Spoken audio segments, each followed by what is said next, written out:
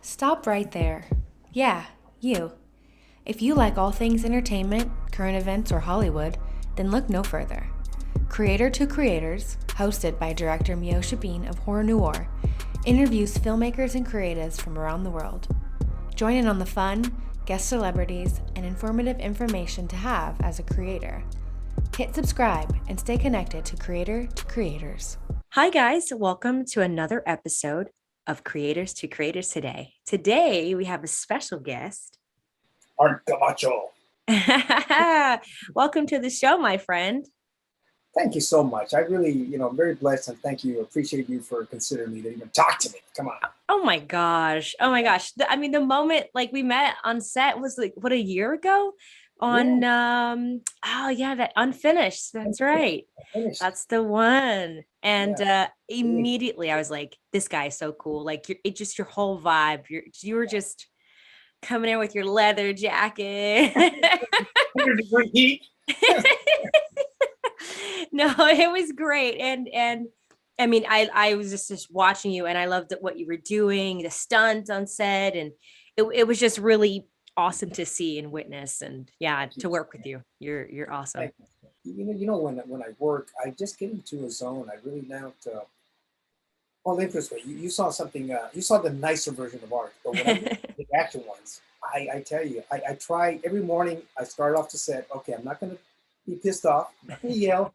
I'm really stay in the box, Art Camacho. That goes out the door in 2 minutes. Right. Get over, punch it, put the camera here. Let's go.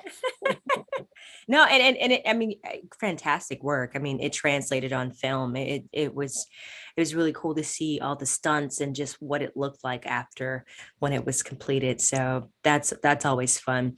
I like to start with every guest, going back to the beginning. Like, what was your childhood like, and kind of how you started to find your way into the film industry. Well, you know what? Again, shameless plug. It's an Yeah, opportunity. love but that. Beautiful. but honestly, and this is and the reason I reference the book is something very interesting is that um, at least in martial arts or certain circles, people fly me out, pay me appearance, and all that stuff, and I give a lot of talks to people.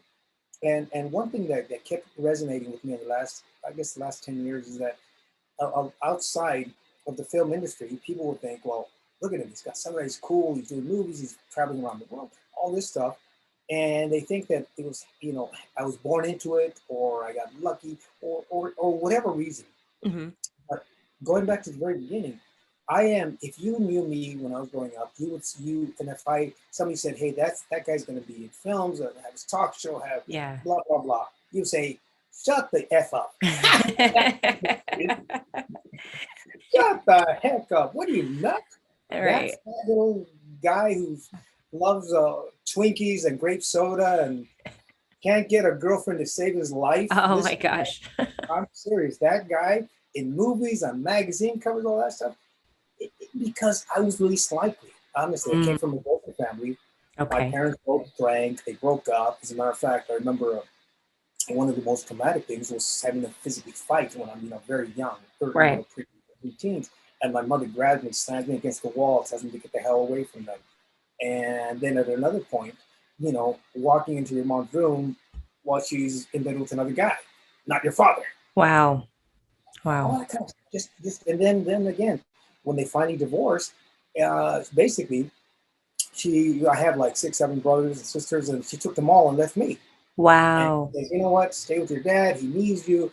I said, but mom, I'm a mama's boy. I want to go with you, mom. And Yeah. Yeah. pass away.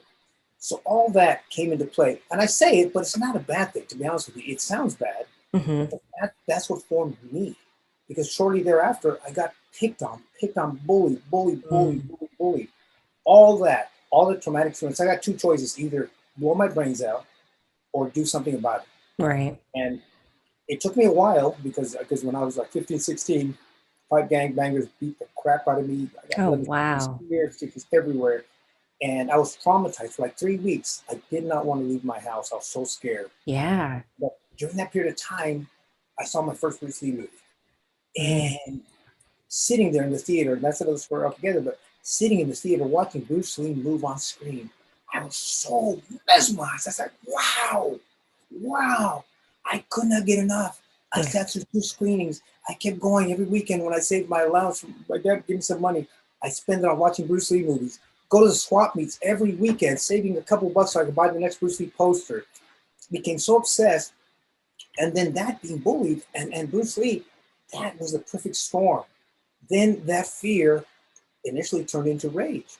And I Mm, started martial arts, started training my body and mind for one goal. It was to find those guys to beat the crap out of me and just beat the crap out of them. right. And that was the only goal initially when I started martial arts. It was just, you know what, let's take care of business. And then the evolution came. And then that eventually led to films and, you know, And stuff like then that. But the the thing rest was is, history. but seriously, I'm like you, everybody. I dropped out of school. Mm, You know, I say this more sarcastically than facetiously, um, because I don't have to know. I don't even operate. I don't even know how to turn on the camera. That's how ignorant I am. But yet, I've directed 20 features, hundreds of commercials, produced, directed, written, and I just taught myself everything.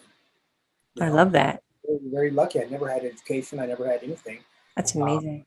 and just doing it, just jumping in. And that's the thing.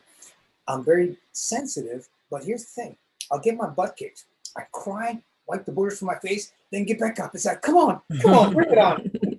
Definitely. Definitely. I love that like resilience that you have. Like you're never gonna fold. And I think that's what it takes when, you know, I mean, I think that's the difference compared to people now. I think success or achievement now is looked different. It's not, it's like that microwave. It's like, oh, I just want it now. This we're in a society where it's like, oh, I don't want to do the hard work anymore. I don't want to do that, but that's what shapes you, to who you are now.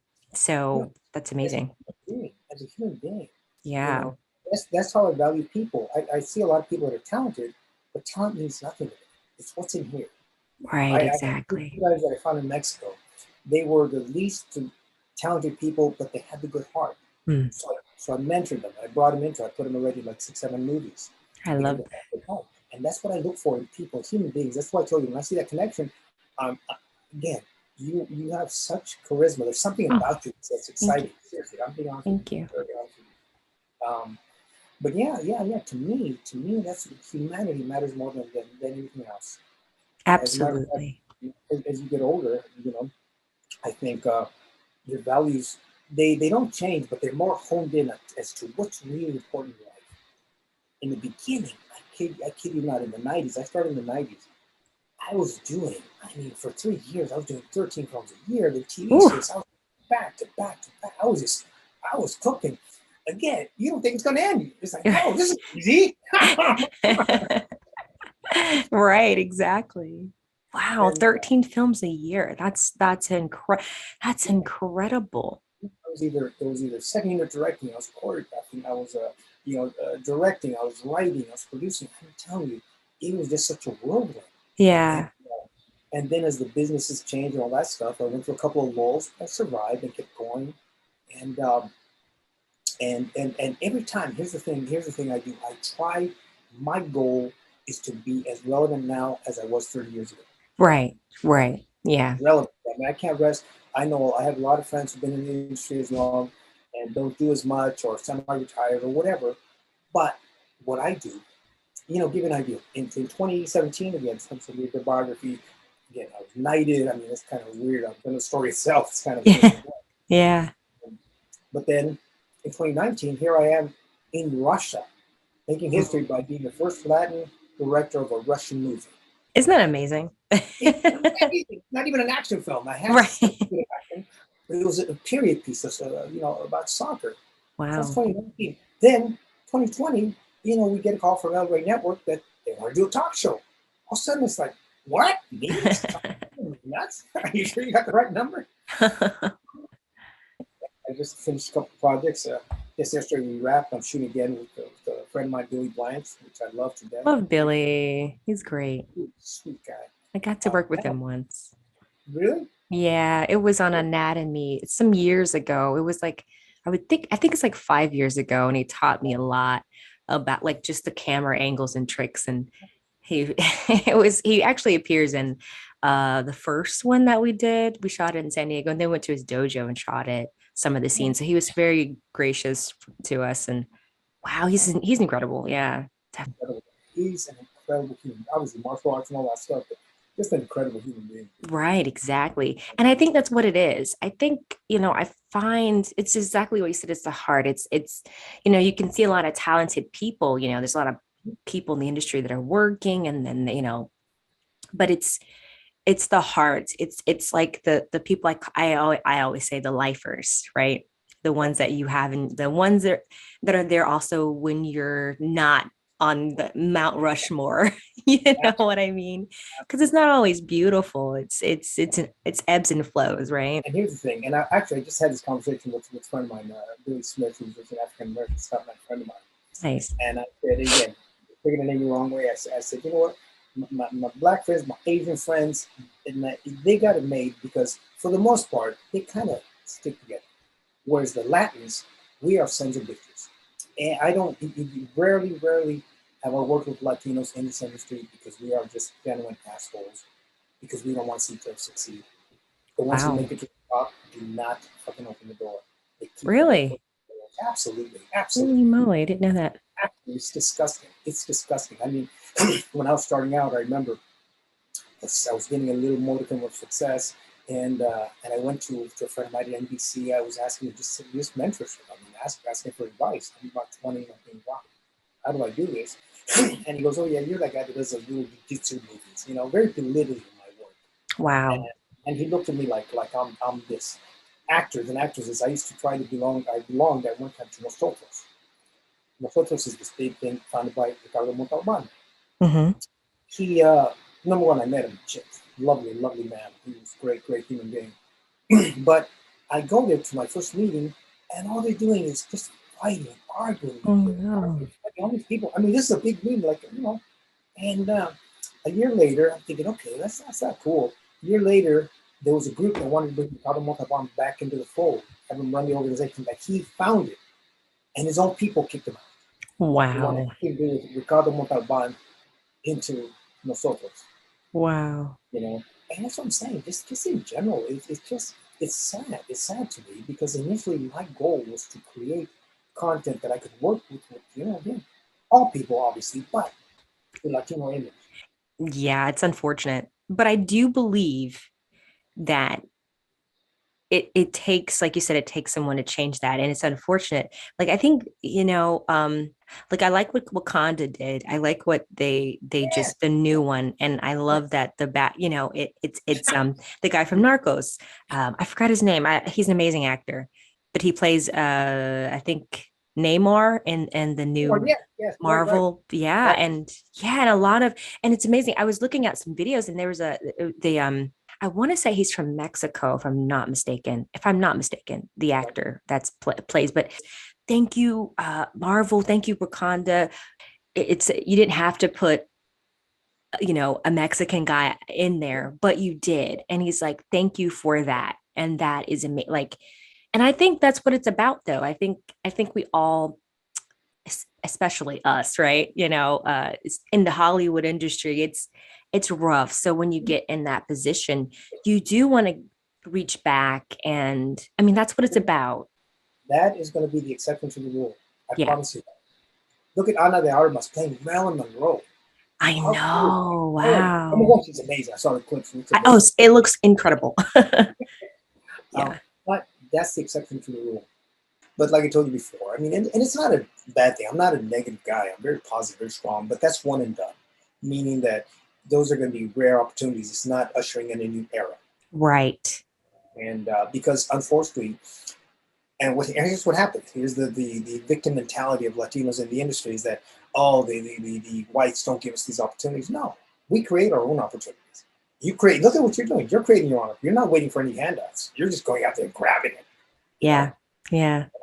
Thank you. Thank you. And I realized that quickly on. I think when I first moved to Los Angeles, and I had no. I mean, I did film when I started. I did acting actually when I was like 16. I was doing a lot of stuff in modeling and went to acting school and all that stuff. And then I don't know. And then I got to Los Angeles and I was like, this is different. Like it's there's opportunities. I would get things in pockets, like you said, but it's not ushering in like something like let's make a change, which I think sometimes it takes that kind of crazy thinking, like, you know what, I can do it.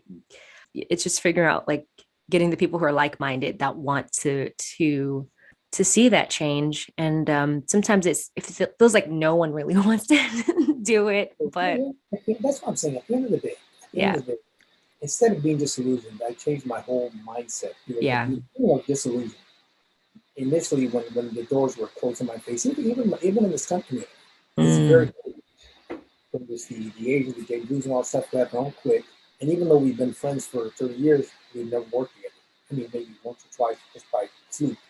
But they hire their own people. They get their own people in there, mhm, regardless of skill. And sometimes it could be a little envy because you might have better set skills than they do, that kind of stuff, and they're kind of what, I don't want to open that door right there.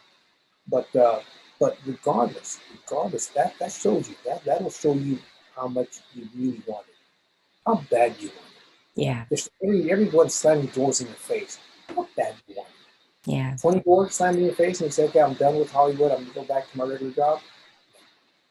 I wanted it so bad, yeah. so bad. And even again, it's gonna turn positive right now, but. No, I love it. I love it. This is good. This is good. When we had the crash, here's what happened. I went to a great time like it was. I was doing so much work and very, very blessed, lucky, but I'm also damn good at what I do. Right. It's no ego. It's just a fact. You're just Um, great. um, so here I am again. I'm getting these awards and getting all this work and all this stuff, and I was on such a roll. Then when the economy crashed in I think 2008, 2007, 2008, everything stopped for me. First couple months, and all of a sudden my savings is dwindling. I'm not working. I'm not getting work. I'm making calls. I'm hustling. I'm trying to get work. So it was down in the dumps, and I had kids to support. So I'm thinking, okay, I had a good run, 20 some years, almost 30 years. So I'm done. So I had to get a regular job. I literally had to get a regular job. And here I'm lying through applications left and right. I'm lying. I hadn't worked for a regular, 20 years. Wow. I get a job at a warehouse chain. And the funny thing was, I went in there and just bluffed my way through. So here I am. My first duty was cashiering, and I was like slow because everything's so wild. I didn't know what the hell I was doing. So then they said, okay, well he's not too good at that. Let's put him in the lumber department. So I'm in the lumber department, and these warehouses, I'm picking up lumber for people, putting things away, sweeping, mopping. And my mentality was at first I was literally thinking, I'm thinking, this is Art Camacho, Wolverine director. Here I am having to do this, right? So here I am. But then I took it as an acting role. So every morning I felt, you remember the Flintstones cartoons?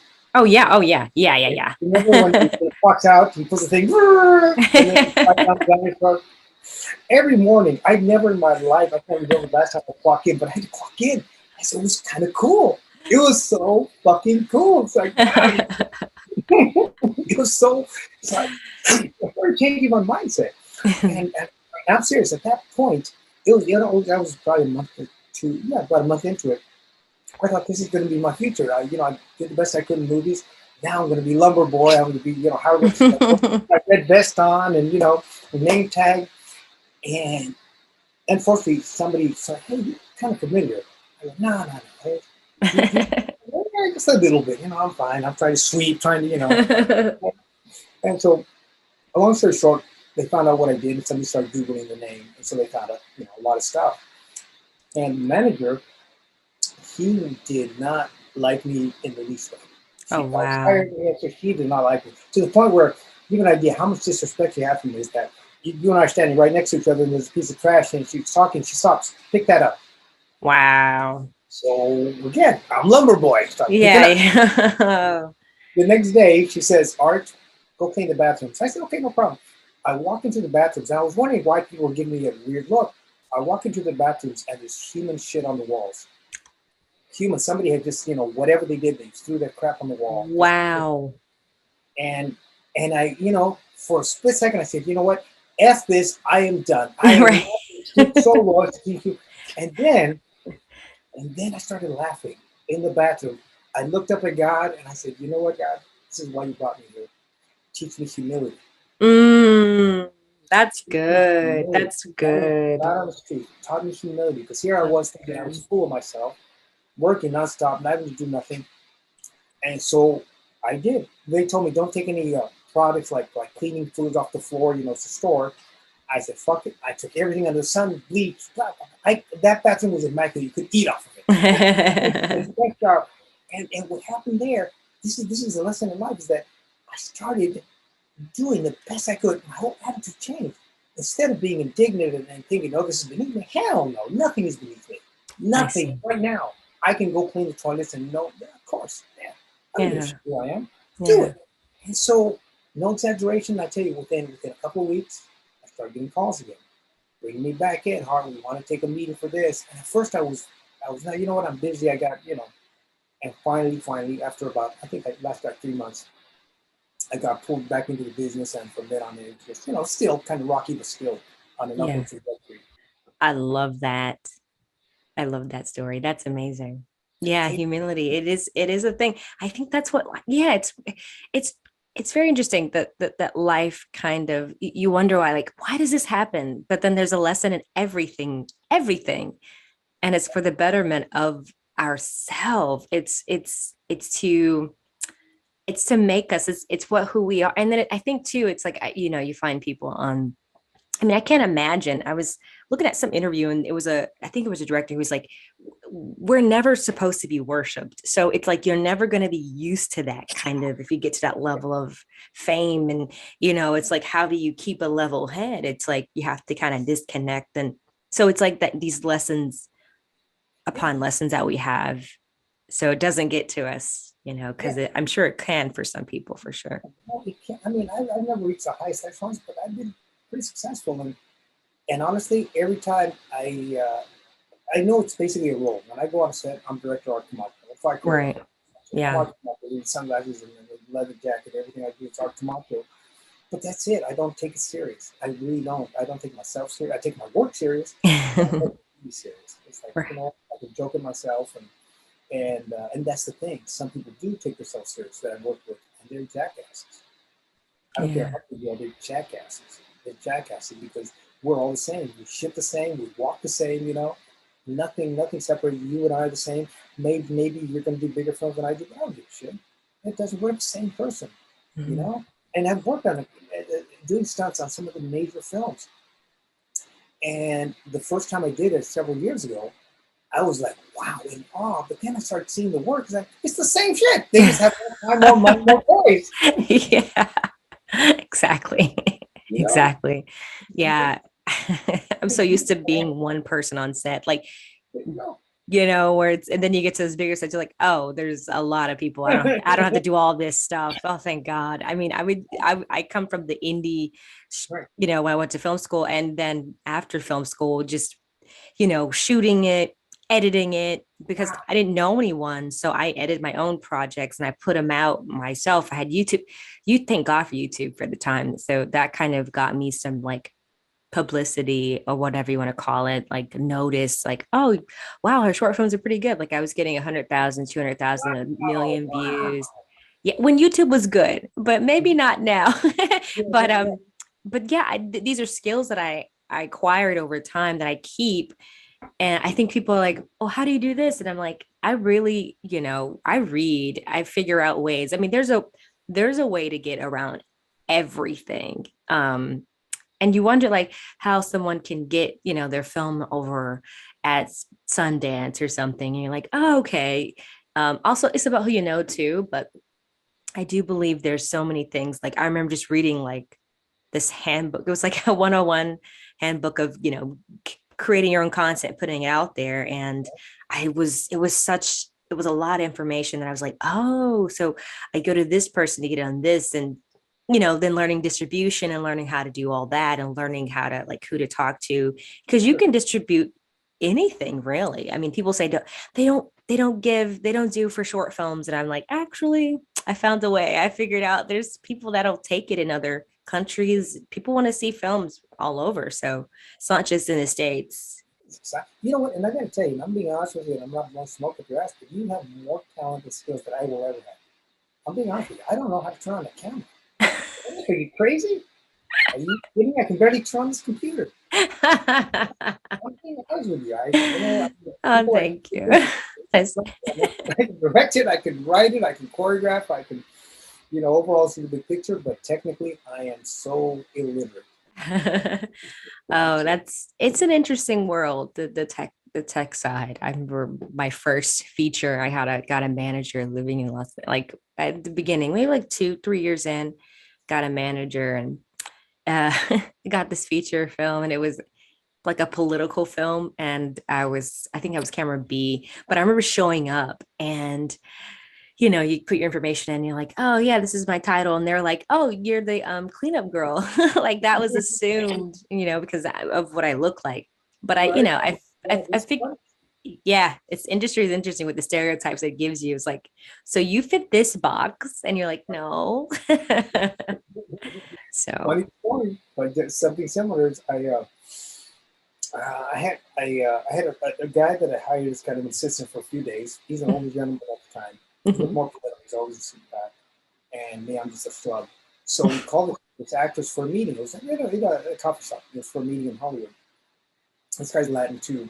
She doesn't know Art Camacho. This was years before I got more of a screen presence visual presence on the internet. So she goes to the meeting, and all her attention is on my fucking assistant that I'm paying minimum wage. He looks like the producer director. So right. I'm like, trying to ask her questions. She's like, it's almost like, don't bother me, sir. Oh, and wow. Her whole attitude. And then afterwards, it was so funny because it wasn't an introduction. It was like she came into, we're in the middle of conversation, so we didn't introduce ourselves properly. But she just assumed that this gentleman who looks very scholarly, not this fucking Mexican schlub next to him, was the guy that's going to hire her. Right. So, wow. So at the end of the meeting, I said, by the way, I'm the producer, I'm the director. I bet she was like, oh, yeah. Then she was, okay. Then she turned her attention to me. It's like, get the fuck out of here.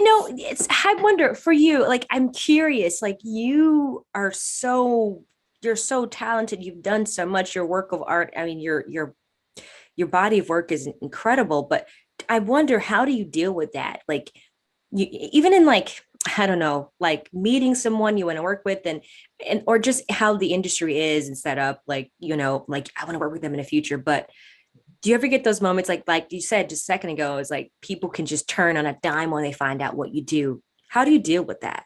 Well, that's what I tell you. I'm taking myself serious. I just think it is a business.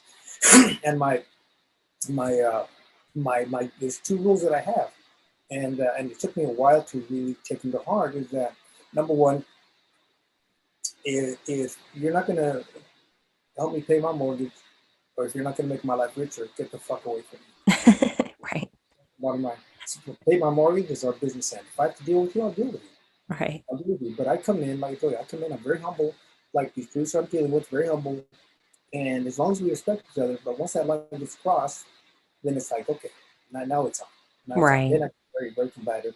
And I walked away from projects. I just turned down a film because this actress, producer, I won't mention her name, she met me at a couple of functions. She says, hey, Art, I think I want to go next level. She's done these $100,000 films. She was going to raise $200,000-300,000. She wants me to direct. I said, great. I saw she had some potential as an actress. She's already at that age where she better do something now, or for leading roles. And that's Gotcha. the reality. And she's kind of chubby, very, very attractive. She's Latina, so full bodied. But I said, look, number one, I'm being straight up with you. I mean, I love you. I think you're great looking, all that stuff. But on film, you need to drop some weight. Yeah. Because you need to really, again, look at what you're going against. And because I'm very dispassionate. I mean, when I'm in my social life, that's something different. But in my work, I'm very dispassionate, very, very professional and business-like. Where a lot of guys at this event where you're all over this woman, and I'm like, okay, or you're evil, but you know what? I'm not here for that. Right. This is business. I'm here to do business. So, right. Long story short is that we agreed on principle what we're going to do, and I knew it was going to be low budget, so I said I'll help you out. Long story short, she starts talking to me and her tone changes almost like as if I'm working for her. I'm a minimum wage employee. And I said, slow down, slow down, slow down. No effing way. No effing way I'm going to do your film. I mean, I came in as a favor because a friend introduced you and all this stuff. But there's no way in hell, even if you paid me my rate, I don't give a shit who you are. That's the way I am right now, man. I Love just that. don't give a shit. I'd rather clean shit off the walls if somebody respects me than kiss your ass and get some big bucks. And I've done that. I've walked away from a couple of projects like that, big money, $40,000, $50,000 films. Not this one, I mean paychecks. Not this one, obviously, but another project was going to be like $40,000 project that I walked away from. Wow. Because I'm telling you, that Latino blood in me is like, holy moly, holy moly, you know. I Like you, and here's another thing, real quick, is that at one point, again, through one of the hard times, I had the greatest opportunity, business opportunity. A friend of mine who used to be in the business, extremely successful, very, very loving mentor to me. He saw that I was going through some hard times, and he's always, Art, let me hire you for something. No. I mean, no, I'm not into that. But he said, but he wanted to set me up. He was going to put $500,000 up to set me up with the business. He nice. says, well, you know, and what I'll do is I'll put you on a salary right now, minimal salary, $10,000 a month. Put you into this business. I'll invest $500,000, and we'll split it 50-50. The only catch is I need you full time. I need to devote all your time to this business, and then I'm going to open different stores. So we're going to open a chain of restaurants. Mm. And he was going to invest $500,000 and maybe $10,000 a month to start off with.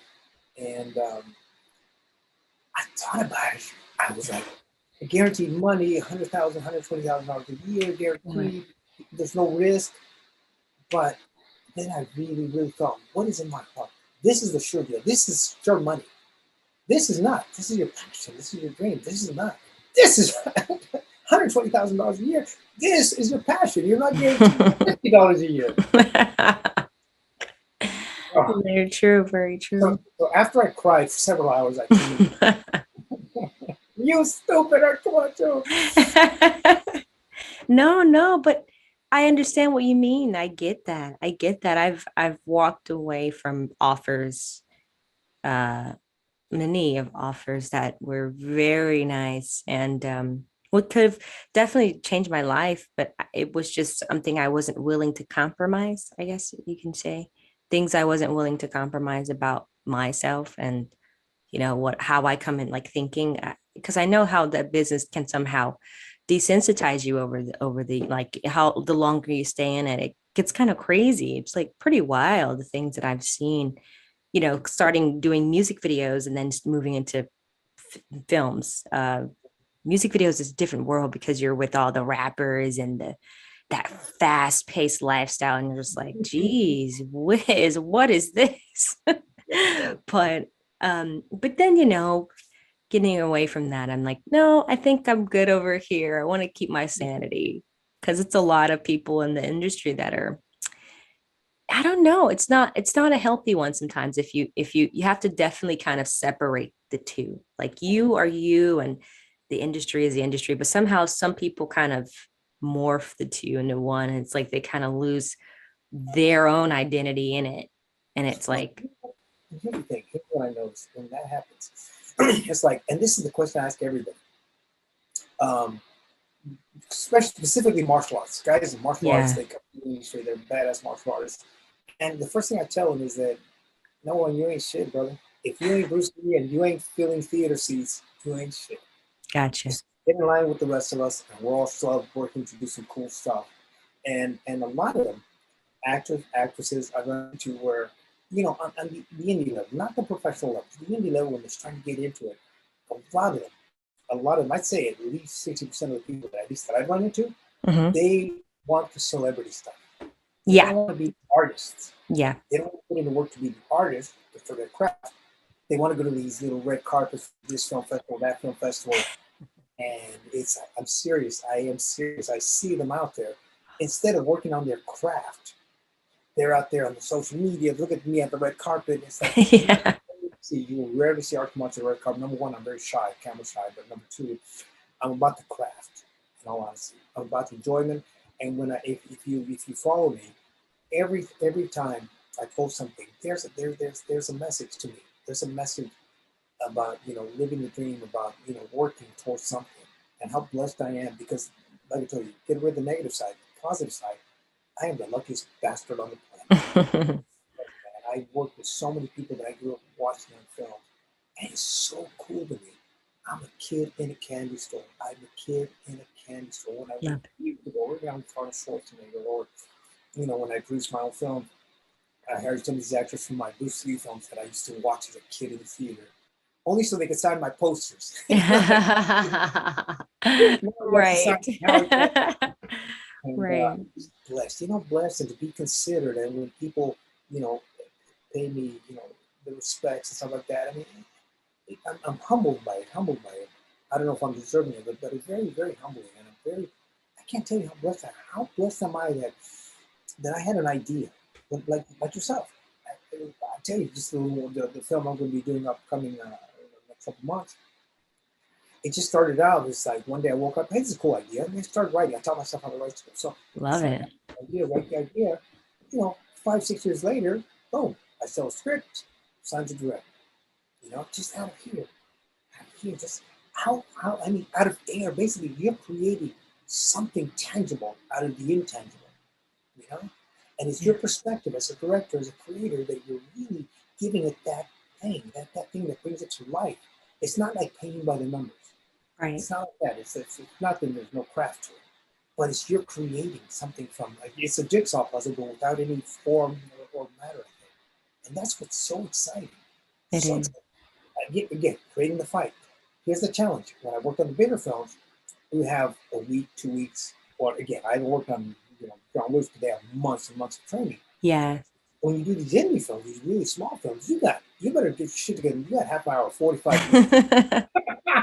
It's like, oh yeah, and you got 20 minutes to shoot it. So Right, because everybody's like tight on money. They're like, okay, we can't go over the time. No, but you did. I mean, you do. I mean, you do amazing. I mean, your work speaks for itself.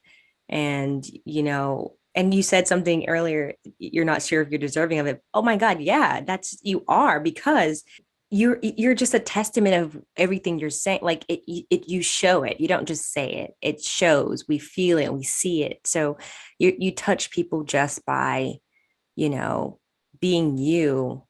And it's really refreshing to know that someone, that that you're at this level that has this kind of compassion towards people and cinema, and it's just refreshing to see. So you're doing it right. I don't know, but I tell you, I've been very, very lucky. God has blessed me because honestly, there's so many times that, like, when I got beat up by 6 guys and other situations that I've been in life. Wow. Again, that's why I told you when I see what you do, it's like amazing. I'm like in awe of you because I can't even turn on the camera. Really, really, I'm not being facetious. I'm being honest with you. It's like, can you shoot this? I go, no, get this guy, put it right here. I can tell him what I Well, want. hey, thank you. That means a lot coming from you. Thank you. I'm curious, for those that are listening and people, that the newcomers that are trying to break in or trying to start and or maybe be a martial artist and get into what you're doing, and in that world, what advice would you give them? I think number one, perfect your craft. Become the best you can be. Don't try to be Van Damme, Bruce Lee, Donnie Yen, whoever, because a lot of them make the mistake of trying to do that. So that's number one. Number two, take your craft seriously, but also, if you want to break into films, remember it's two things. It's a business, number one. It's a business as well as obviously it's a craft. But also, stunt fighting is a unique style of training. It's a very unique style of training to fight for film versus martial arts versus competition versus MMA, kickball. It's a different style. Don't think because I can be the toughest kick in the world that's enough. It's not. Nowhere near enough. Because the God honest truth is that a lot of these guys, when they come into the business, not a lot, not so much now, but early on, let's say 20 years ago, they're all thinking, I'm the into this, I'm the star, I'm gonna be the next man, damn, I'm gonna be this. No, be the next you, but no, unless you're funding your own movie, pretty much if you're gonna be fighting Keanu Reeves, he's probably gonna kick your ass and he's gonna win. trust me, he might, again, I don't know. He might win the movie, you know. But the way Definitely. to lose it, and just put your ego aside, because, you know, when you step on the set with me, I'm the sensei. When I step on the set with somebody else, they're the sensei. So I literally, I've been on sets with other choreographers when I'm just hired to do a role. I'm like this. Yes, sir. What do you need, sir? Can I get you your water, sir? It doesn't matter to me because I have no ego about that. Just be about the craft, be about the art of what we're doing. And then I think doors will open. And be humble, humble, humble, humble, humble. Quick story. Again, I don't mention names because I don't want to put people down. But Right. 2 years ago, he entered a competition for let's say like America's Got Talent kind of thing, right? But for martial artists, the guy was talented, very talented. He wins. The prize was your SAG card and a role in a movie. All right. How cool is that? That's SAG awesome. card, role in a movie. SAG card for Mexicans is like getting your green card. Okay. Oh my It's God. like, come on, that's so then they screen metric deal. So then they put him on the set with me, and I'm congratulating him. I said, "Congratulations, brother. I mean, it takes a lot of guys a lot of years to go into that. You know, great." And he goes, "Well, I don't care about that. I want to throw a kick." I said, "Well, you're a security guard, and the role calls for you. You try to hit a guy with a baton, and he knocks you out." I goes, "No, but I got to throw my kick." I go, "What do you mean? The producers didn't tell me." "Oh no, I didn't tell the producers, but I got to throw my kick." And and all night long, you know, it's like, come on, brother, you can't. You're not going to. Don Wilson, the Don Wilson film. He's going to come in. You're going to hit him with the baton. He blocks it. He punches you. You're out. But you got your side card. Now you can open doors with your talent put together, real. Start setting it up. But now you're SAG. Now they're taking you more serious in the industry. And all night long, he kept about his kick. He said. Then he finally told me. He says, "You know what? Once I throw this kick on film, it's never been seen before. And Chuck Norris is going to see it and want to put me in his movies." Mm. Whoa! What universe? I mean, well, trust me, it happens every whatever 50 years. But he literally believed that. He believed that if he threw that kick, it was going to land in the film, and then Chuck Norris was going to see it, and then say, "Hey, I gotta have that guy in my movies." Mm. So here's what happens. Fast forward. Obviously, I didn't let him throw the kick. I mean, it's my job. Blocked, and you get hit. Right. He comes up to me at an event, and he hugs me, and "Hey, Chuck, buddy, I haven't seen you in a while." And prior to that, I seen an interview online. And he was bad mouthing. He said, "I did this film years ago, and then this guy was so jealous of my kick, and he let me throw my kick, and putting me down without putting me down, right?" The guy was Wow. so full of himself. I could have taken him out. But you know what? I was easy on him. It's like, fast forward a few years, I see him at an event. He comes and hugs me. Oh wow.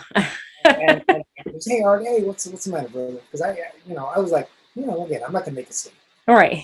So then he tells me, he goes, "I want to apologize." I go, "For what?" He says, "You know what? All this time, he literally," and here's a lesson. The reason I'm telling the story is because he had a lot of potential at that time, but because of that moment in time that he felt that he was a victim of me or of circumstances, he literally didn't do nothing in the film industry. He had a SAG card, didn't do one. I'm telling you, one film, not one movie, Wow. not one thing. And he always blamed me. He always resented. He carried this on for 15 years. Ooh. Carried Wow. that grudge that I cost him his career. He convinced Wow. somebody. It was that one film. It was his only opportunity. But that's what I'm saying. Sometimes people. That's why I told you the victimization. Yeah. I can tell you stories about some of my friends in the industry who do the big films. I started their careers. I'm telling you, I literally, when I say started their careers, I found them at a karate studio. I trained them for films. I put them in 15 films, introduced them to different producers. Right. They had the talent, so they went out to do big films. And then years later, when I needed something, they wouldn't even return my call. That's what Wow. I could tell you. I have half a dozen stories like that. The guys have done a marvel and all this stuff. And when I needed some work, it's like, "Who are you again? Hey, I'll buy you a coffee. I'll take you out to lunch. How's that?" Wow. It's like, seriously, that's the industry. But Yeah. you know That's what? the industry. Yeah, but you know what? It don't matter. It don't matter. And the reason I'm saying this is because God has given me so many other blessings in so many other ways. At first, to be honest with you, I really believed. I thought, you know what? I want to do big films. I want to studios. And then when it's not happening, you get disillusioned. And Yeah. then you start realizing, shut the F up. How lucky are you? You're directing, you're choreographing, you're working in films, Art Camacho. Shut You're the F up. right. Punch me. Come on. How many people, outside, again, in the industry, again, a lot of our associates work in the films, but, Mm-hmm. I live out here in the suburbs in Los Angeles, Orange County, and nobody works in films. It's all like, different, like a normal life. Mm-hmm. So you see people that have to go in, clock in, do the Flintstones thing, clock in, clock out, Right. and have to work hourly and have to report to this. And here I am. Obviously, when I work crazy hours, but it's like, wow, how cool is that? And be in a position right now where I'm not rich, but I don't have to work. Literally, I can pick and choose what I need to do, what I want to That's great. do. You know, but again, God put me in my determination and my attitude, everything else. And again, I'm good at what I do. I work at my craft. I am a junkie for movies, for TV. I watch. As a matter of fact, I just taught the Master Series class. So I'm looking at Ron Howard directing. I'm looking at Scorsese. I'm always a sponge. I want to learn. Right. Yeah. I want to Yeah. learn. I love that. I mean, I think that's the key is to stay constantly learning. I mean, you can never get to a point where like, well, I'm done because essentially it means you're not growing anymore. Right. And that's horrible. um, What's your so goal? Let me ask you, what's your goal in the industry? my goal, that's a good question. Um, well, I think my goal is to to change it in some way, leave a mark somehow. To show there's and not just, I mean, women in particularly, I love vouching for the women, but and anyone obviously, particularly African American girls who don't think they could do what I'm doing. Like, oh, I want to do film, but I don't know.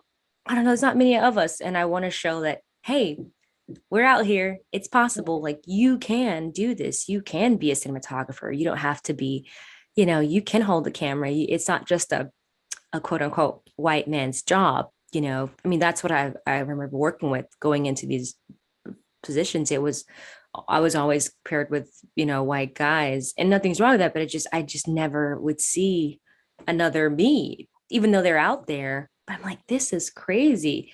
But yeah, I want to be able to change that and be that representation. I think it's what it's about, trying to leave some mark for the next generation to say, you know what, this person had the guts to do something that was quote unquote not doable. So I do honestly, and at the point now in my life, I started this podcast at the beginning of the pandemic, and I kept it. I did it because I wanted to talk to people, and it was just another way of a creative outlet for me.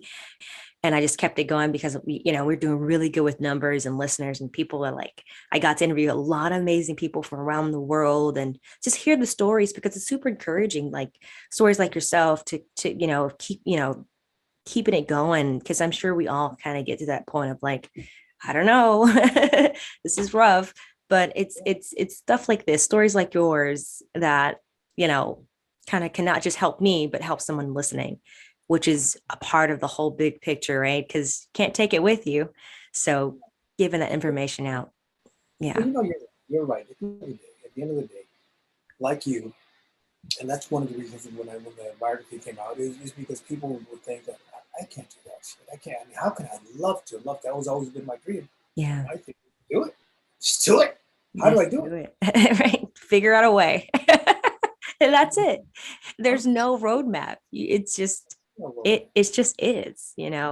And If you're not born into it and you don't have all the breaks and you don't have all the hookups, because there's a lot of people like in the industry that have a yeah. lot of hookups. They're talented. You can't take away from their talent, but if it wasn't for their connections, they Oh wouldn't yeah. be. Oh, yeah. I know many of those. For Not to take sure. away, not to take away from the talent because they're Yeah. probably talented, but they'd be out there, waiting on tables and then doing this part time. Right, exactly. Yeah. But the thing is, I think I really believe in the power of manifestation. I really believe whatever your Definitely. faith. I mean, I believe Yeah. in God, but whatever your faith is, believe in a higher power that puts you here for a reason. And like you, I mean, how do you get this fat kid from the body? All of a sudden, I'm covers of martial arts magazines, without a shirt and all this stuff, and a talk show, traveling around the world in India, working in India, Russia, Germany, and just it's incredible. It's, to be honest with you, it's hard even for me to believe sometimes. That's why when I talk, I'm always talking in the third person, because Art Camacho is a product, it's a brand for me. Mm. It's not me. I'm just a little schlub who's just lucky, and I'm in the full film says, "How cool is this?" I love He's the. that. I love that. This was such a informative conversation and just such a breath of fresh air. Thank you so much for this conversation. It was amazing. Where can people find you on social media? You can find me on Facebook. It's Art Camacho, and then better on Instagram, it's official Art Camacho. And that's it. Just reach out, and I do. I answer a lot of people because I get a lot of questions sometimes, and it's the when I see the passion, then I carry on more conversations, because I'll be honest with you, I swear to God, I really feel like yourself. It's a responsibility to pay it forward. It's a responsibility to pay it forward. But I'm not going to hold your hand. I'm not going to carry you in. I'll open the door. You get your ass in there. You work. If you want to do it. If you don't, if your ego's too sensitive to take my criticism, then don't come around. Yeah. I owe you the truth, because. So the last stupid Art Camacho story.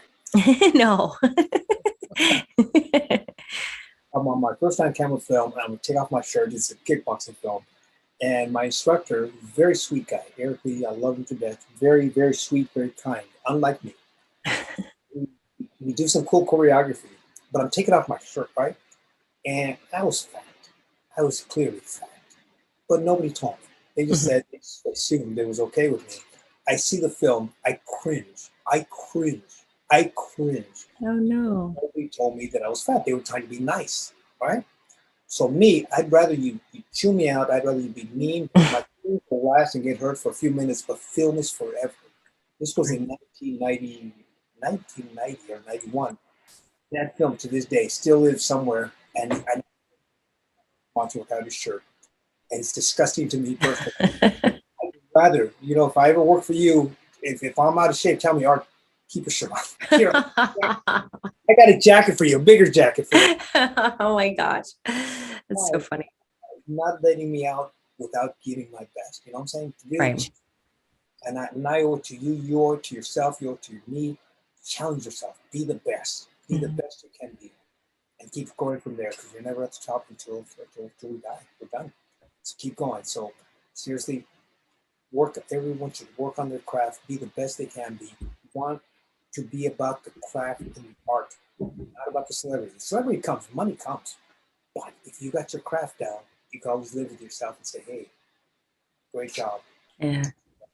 Again, with that, I'll tell you, thank you so much. God bless you. I really, really hope we can connect and do some work. I'm going to learn from you. I'm serious. Definitely. I would love that. I'd love that. I would love that. I'd be honored to have you on a project.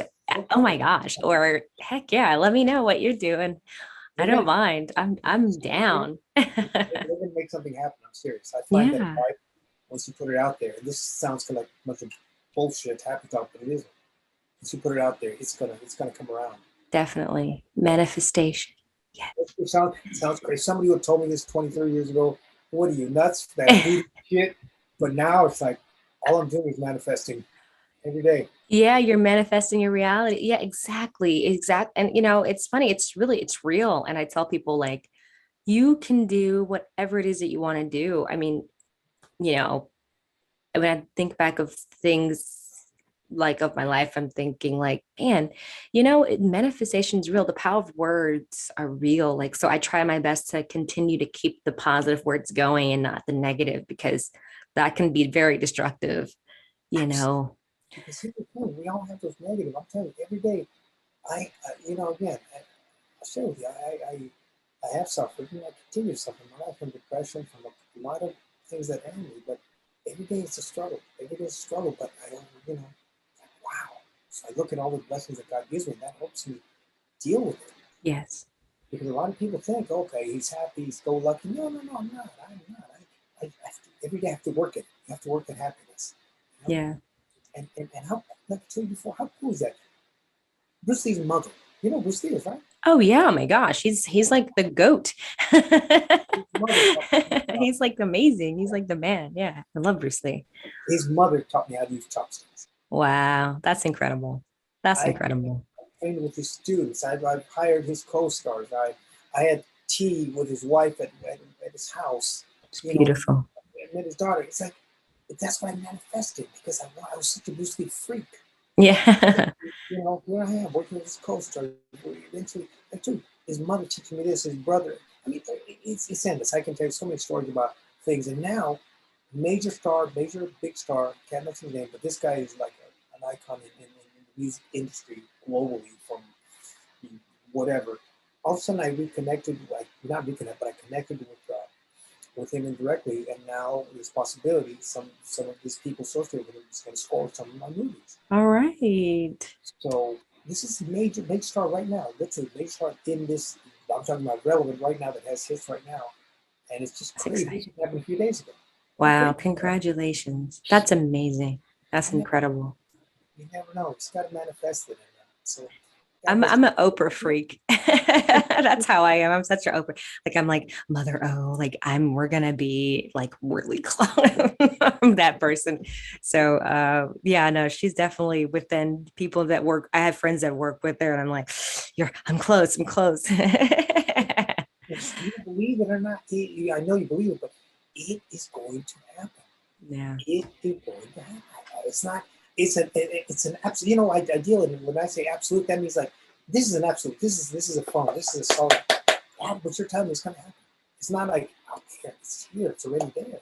That's how strong I know these things. I mean, I got to tell you, this year I was going through some personal issues. The first quarter of the year, I did not want work. I did not want to work. I was in the right mindset for work.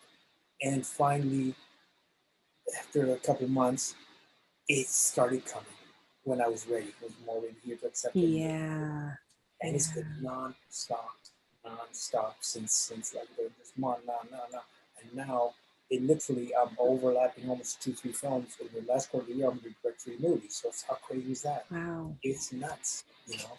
It's God, it's manifestation and being ready for it. Yeah. I wasn't ready for this. I wasn't ready for it, and it didn't come, and I didn't. And even these, I'm telling you, these films that are coming up, all the work that I've had up to now, this year nothing. It's not one phone call I made. It was like all came. Like, whoa. Yeah. You're like, okay, God, I said I wanted this, but whoa. Yeah. That's Yes. amazing. So God willing, we're gonna do it, and let's make it happen. That's it. We're gonna work That's together. it. Make it happen. And, Yes. and live the dream. Yes. Live the dream. I got that phrase from I don't know if you remember. There was a thing called Jesus Christ Superstar. You ever remember Oh, that? yeah, yeah, yeah. Yeah. Wow. And the movie Mm-hmm. starred with Ted Neely, who played Jesus. Yeah. I met him because they were performing the musical here in the theater, and I met him once, and he took the time because he does that a lot. Afterwards, he came out and we talked, and we had like a 20-minute deep conversation. People are all around, but he's like talking to me. And one thing that he told me, two things he told me was I asked him about the Garden of Gethsemane. It's the scene where Jesus has doubts and he's crying to God. And one thing that he told me that brought me to tears, he says, because I asked him about the scene, he says, Art, when I perform that scene on stage or in the movie, it's not a man talking to God, it's a son talking to his father. Mm. Dad, you love me. Why do I have to die, Dad? Dad, help me understand. So that's what he was talking about. He said a son to a father. And that I almost cried because that brought everything into perspective. Because our Father, whatever your belief is, He didn't bring you here to suffer. He loves you. And that was like a whole different, wow, it changed my whole feeling on my spirituality. And then he said, here, give me, I bought a program, he signed it, and he's great to meet you, blah, blah, blah. I said, Art, live the dream. Keep living the dream. So honored to know you are. And that stuck with me. And that's why everything I always sign off, live the dream. And I'm telling you, live the dream. Telling everybody, live the dream. Live it. Yeah, just don't dream it because how long do you dream for until you gotta make that reality? Absolutely. That's why I say live. Don't live it. I'm living the dream right now. And even being here, I'm being honest with you, not bullshit. I'm just honored that you're talking to me. I'm being honest with Oh my gosh. Oh my gosh, of course. Are you kidding? I've been wanting you on this show, but you're a busy man. You're a busy man. you. No, But I'm so glad that you took the time for me to talk to the listeners. I think they're going to really enjoy this. And I mean, I enjoyed it. So I thank you for blessing me with your amazing, just amazing story. It was just, it was beautiful. Thank you. And thank you all for listening. That was an amazing episode, everyone. And always remember to live, love, laugh. Bye, guys.